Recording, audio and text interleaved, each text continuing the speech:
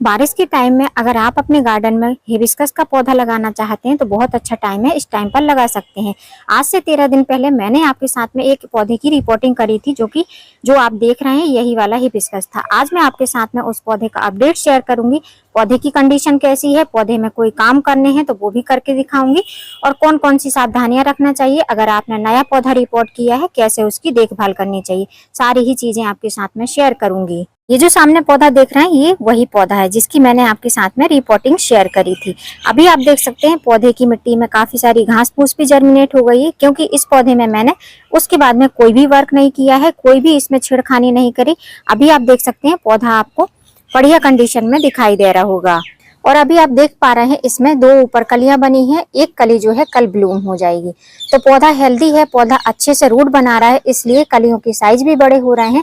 कुछ कलियां खिलने वाली हैं, कुछ कलियां थोड़ी सी बड़ी हो रही हैं। लेकिन अगर आप गौर से देखेंगे तो पत्तियों में उतना ज्यादा आपको साइन दिखाई नहीं देगा, क्योंकि पौधा धीमे धीमे से रूट को डेवलप कर रहा है।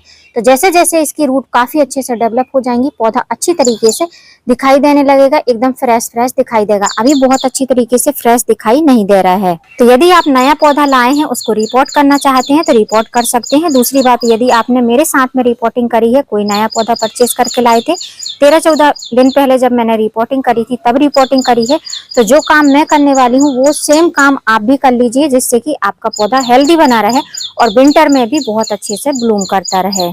अब जो ये मेरा पौधा ये बास्केट में लगा हुआ था, जो टोकरी रहती है प्लास्टिक की टोकरी, उसमें लगा हुआ आया था, जिसके कारण से मैंने इसकी पूरी रूट को ओपन कर दिया था।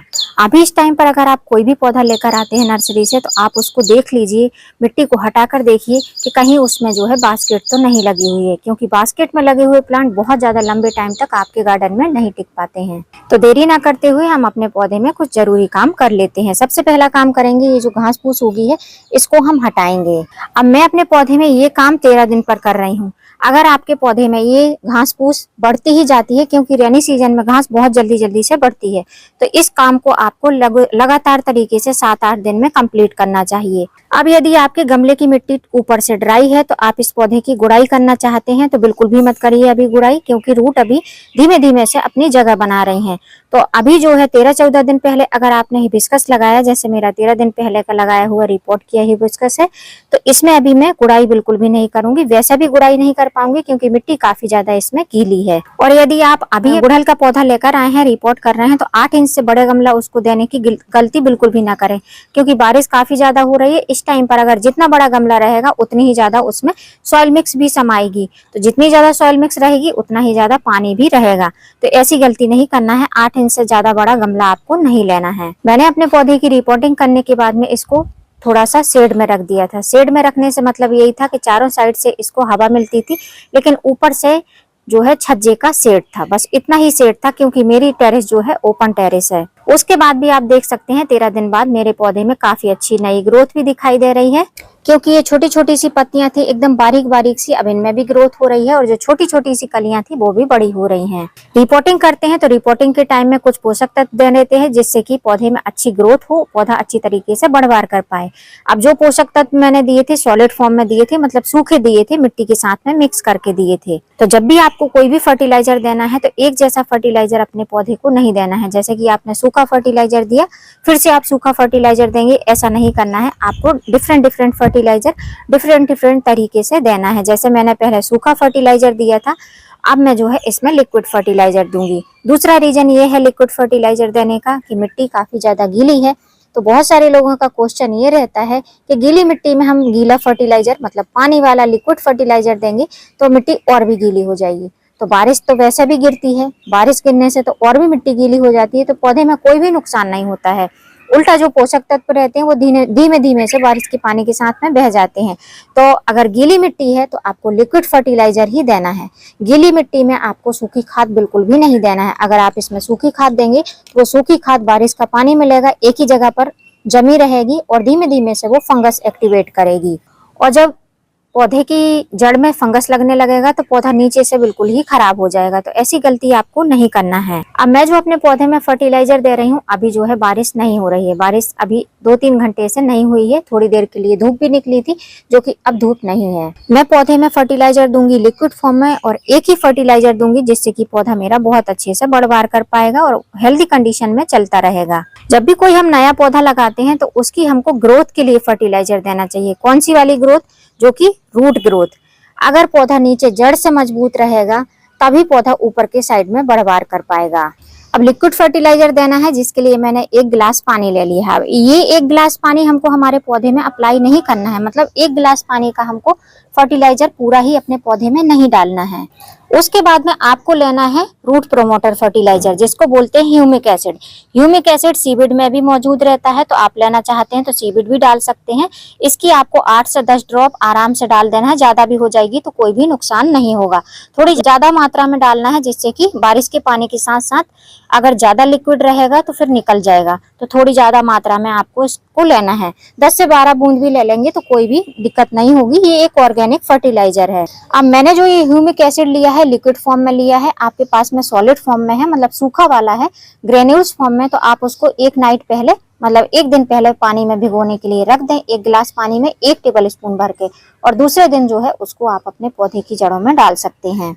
यदि मिट्टी ऊपर से थोड़ी ड्राई है तो आप 1 गिलास डाल लीजिए, और अगर मेरी तरह मिट्टी गीली है तो आप जो है हाफ गिलास के करीब ये फर्टिलाइजर अपने पौधे में यूज कर सकते हैं। अब ये फर्टिलाइजर आपके पौधे में क्या वर्क करेगा? जो आपने रिपोर्टिंग करी है, रिपोर्टिंग के टाइम में रूट जो है डैमेज हुई थी, या रूट को ओपन कर दिया था, रूट बॉल को एकदम से तोड़ दिया था, जो रूट जो है डैमेज हुई है, वो रूट को ये जोड़ने का काम करता है और नई नई रूट बनाने का काम करता है।